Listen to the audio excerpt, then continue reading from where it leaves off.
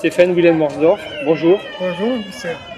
Vous êtes le spécialiste de l'écologie, ministre de l'écologie, responsable d'associations de plusieurs niveaux en écologie. Qu'est-ce que vous faites ici donc à Mostaganem, au congrès Soufi, sur la paix internationale? C'est la première fois que je suis en Algérie et pour moi c'est la première fois que je suis dans un pays islamique et je suis bien intéressé à connaître l'islam. Je suis catholique et je pratique ma religion et je découvre qu'il y a beaucoup de similarités, de parallélités entre les soufis et l'islam et ma religion. Et c'est aussi un chemin, une voie du respect de la nature.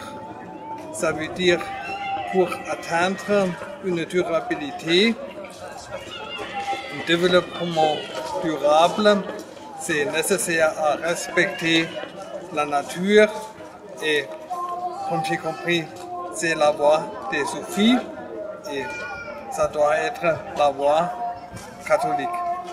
Alors, est-ce que vous savez que dans des textes anciens qui ont 1200 ans, on a trouvé des consignes pour l'écologie, c'est-à-dire le respect de la nature, déjà il y a plus de 1000 ans au niveau des soufis?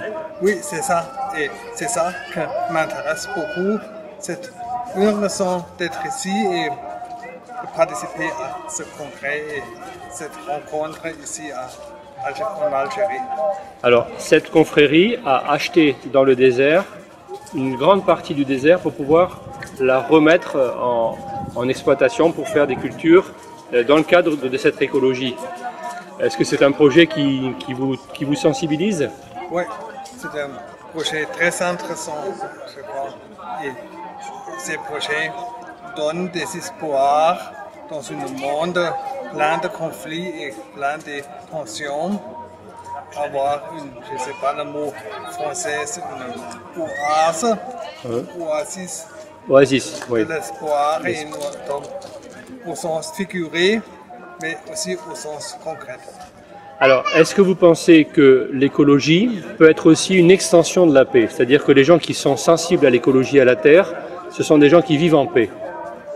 Sans paix, c'est pas incroyable qu'on va atteindre un chemin écologique. Je veux dire, pour moi, la paix a une culture de paix. Oui. Et la voraussetzung, préalable, oui. Oui. Pour tous, même si aussi pour l'écologie et pour un développement durable.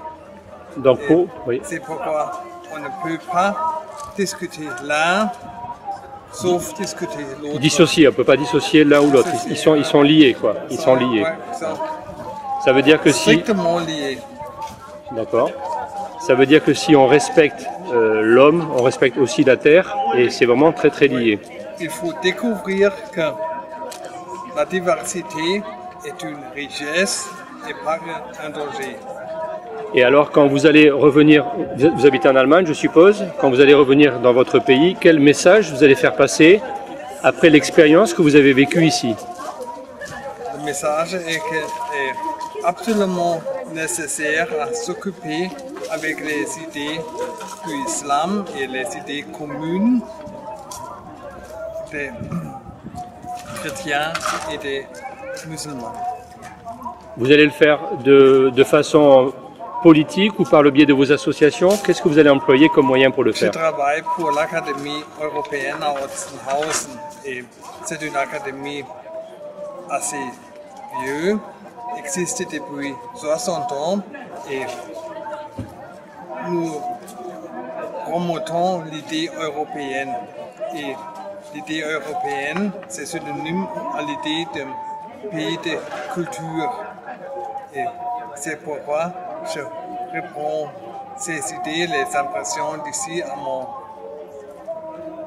travail quotidien à Otzenhausen. Et on va commencer à partir de l'année prochaine avec un programme pour les jeunes des pays maghrébiens.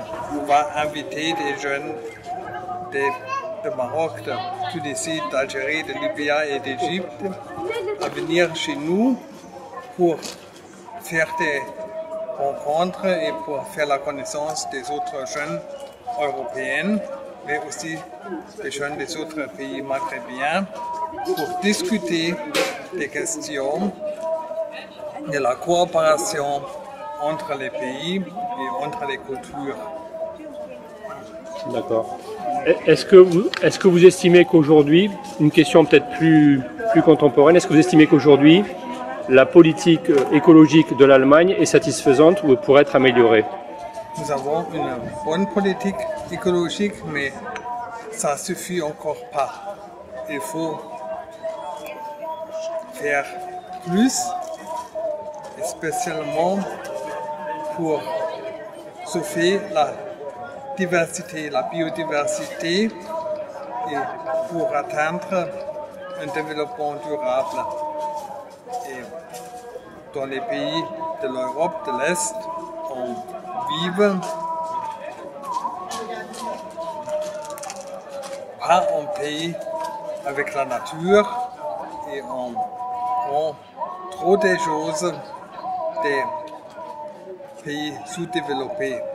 Et il faut trouver un partenaire mieux avec les pays sous-développés. D'accord. C'est-à-dire que vous êtes en train de dire que dans les pays sous-développés, on prend leurs richesses, leurs matières premières, sans créer de vrais partenariats, et c'est uniquement pour pouvoir prendre leurs biens. Donc vous souhaiteriez que ça soit un échange plus équitable pour tout le monde. Oui.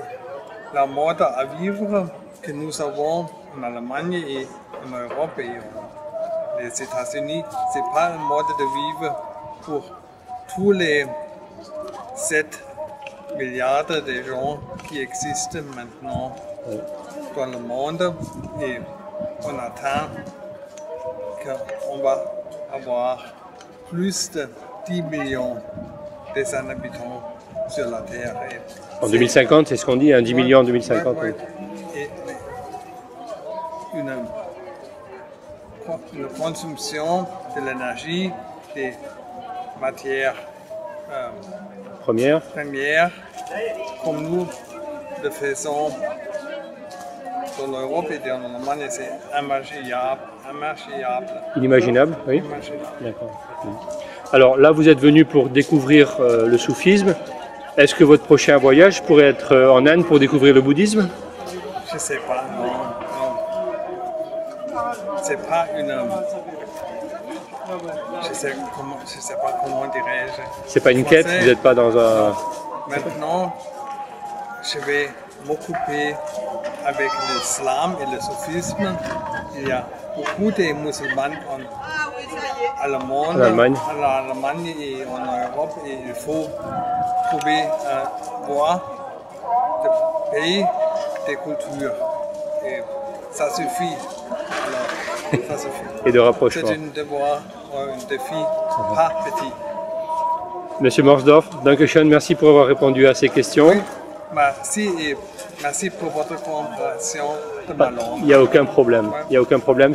Nous sommes ici dans un phénomène de paix et c'est ça le partage. Dankeschön, merci beaucoup. Merci.